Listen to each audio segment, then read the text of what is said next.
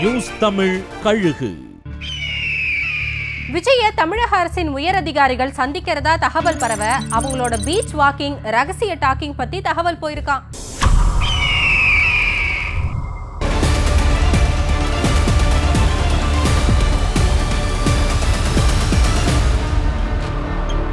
ECR பீச்ல வழக்கத்துக்கு மாறா பல உயர் IAS, IPS, IRS அதிகாரிகள் வாக்கிங் போறதா போலீஸ் உயர் அதிகாரிகளுக்கு தகவல் போயிருக்கான்.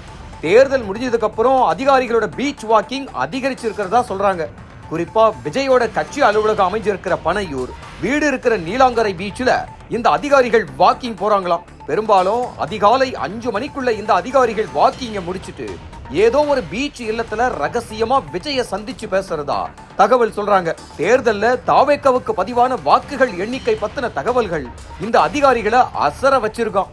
ஏதோ ஒரு வகையில விஜய்க்கு எப்பவோ பரிச்சயமான இந்த அதிகாரிகள் இப்ப தாங்களாகவே விஜய் கூட நெருக்கம் காட்ட ஆரம்பிச்சிருக்கிறதா திமுக அதிமுகன்னு 2 கேம்புக்கும் செய்திகள் போயிருக்கான்.